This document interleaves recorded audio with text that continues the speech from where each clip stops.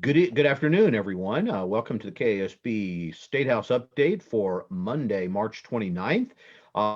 Pretty quiet day as far as education issues were concerned, but it could end up being a very busy week. I guess I'll just start by noting that one key thing we were waiting on was the House response to Senate amendments on the tax bill that now includes the 20 mil levy and makes some changes in school budgeting deadlines that were kind of affected by Senate Bill 13.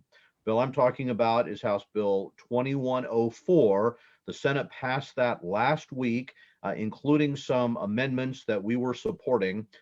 We were encouraging the House to just concur in those amendments. We're supporting them. They didn't. They decided to non-concur and appoint a conference committee. Sources indicate that House leadership is supportive of the concept. I guess we'll see, but they want to take a look at everything in the bill. And since there have been some issues going on, making sure everything's right is probably not a bad idea. However, Senate Bill 13, which kind of created this problem by bringing school districts into this new revenue neutral rate issue, reporting, hearings, etc. The governor did sign that. She reached the kind of the last day to do that Friday, and she did. So we are hoping that there is broad agreement to these changes that were made to kind of deal with the fact that Senate Bill 13 creates budgeting problems for school districts.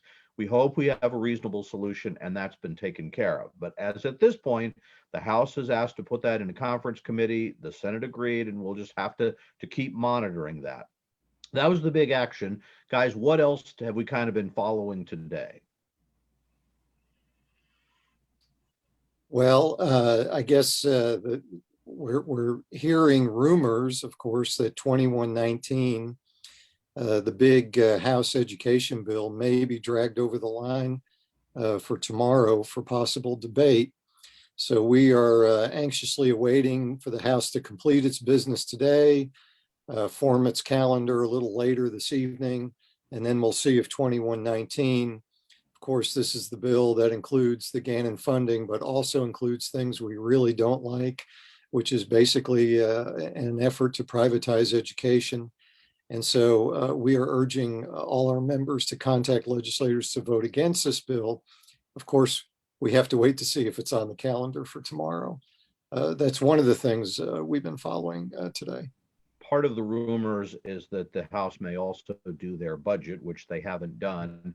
By that I mean all the rest of the state budget, excluding Department of Education, because the funding for Department of Ed and school finance programs are in 2119.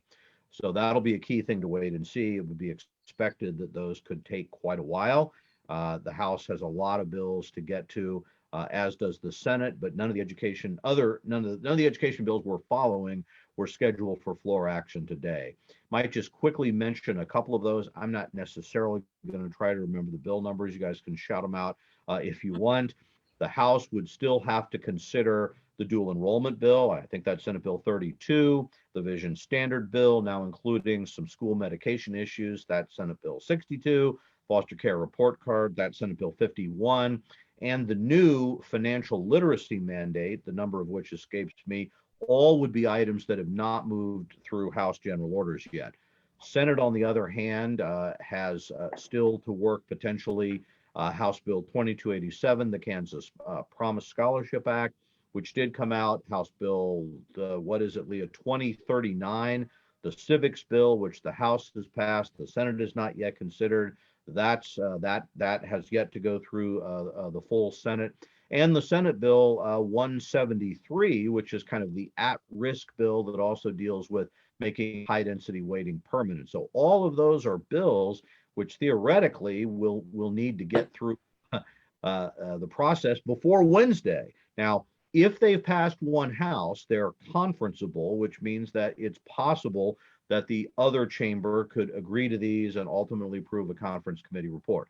So all these are things we'll be watching. The House and Senate are not supposed to meet Thursday and Friday of this week. They're scheduled to come back next week to wrap up the regular session, but of course, that's always subject to change. I think we also heard about some interest today on a bill that we have not taken a specific position on, but does include some issues around vaccinations and those issues. Scott, what are we hearing there, or Leah? What's come out today? I think Scott's been following that. Why don't you go ahead? Oh, sure. Uh, Well, I think it's Senate Bill 212 now is a combination of various vaccination proposals. The first one would basically take the vaccination, the process of approving required vaccinations to attend a daycare center or school, take that authority from the Kansas State Department of Health and Environment and basically put the legislature in charge of that. And another part of the bill basically creates basically says if you're an employer, you cannot take any kind of adverse action against one of your employees if they decide to choose not to be vaccinated.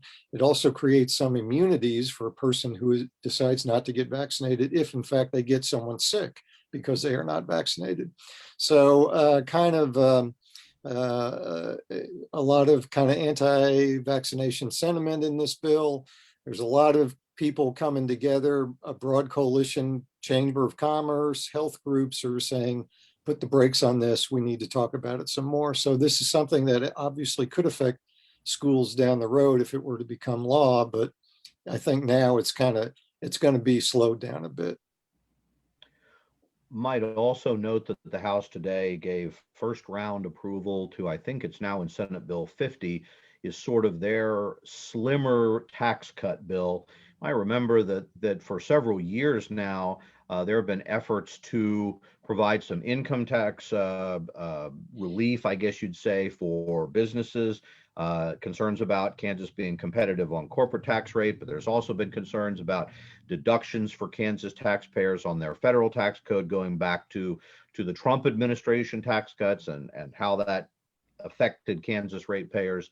The Senate passed a big tax cut bill that most people believe the state could not afford without going into a deficit. The House kind of resisted the temptation today to make it bigger, but I don't think we have a final fiscal note yet, and they included some things I believe the governor wanted that would actually bring in more tax revenue by collecting money that's really supposed to be collected, but right now we don't. So this may be kind of billed as the tax cut we can afford as opposed to one we can't, for those that worry about such things. So we'll need to watch that because of course that education funding is kind of and the rest of the state budget is competing with limited dollars with the appetite that's almost always there for tax reductions in some areas. So some progress on that, or at least from the viewpoint of making its way through the process, we knew that was going to happen. So those are probably the main things today. Again, watch for communications later tonight. We'll be sharing on social media when we learn if the House is going to take up those bills. But sooner or later, we're expecting that debate on 2119. So we're urging you to continue to share with your legislators any concerns about that. Guys, if there's nothing else, we'll just tell people tomorrow we'll be coming to you depending on what's happening in the House. If they are debating these bills, we will probably wait until it's all over to provide a message showing you the latest on what's happening. If it looks like it's going to be late in the night for some reason, we might give an interim update on that. And if it's not tomorrow, we'll let you know what does happen tomorrow when we have a pretty comprehensive list of that. Anything I'm forgetting, guys? I don't think so. All right. Well, thanks. Thanks for viewing, and we'll be coming back tomorrow.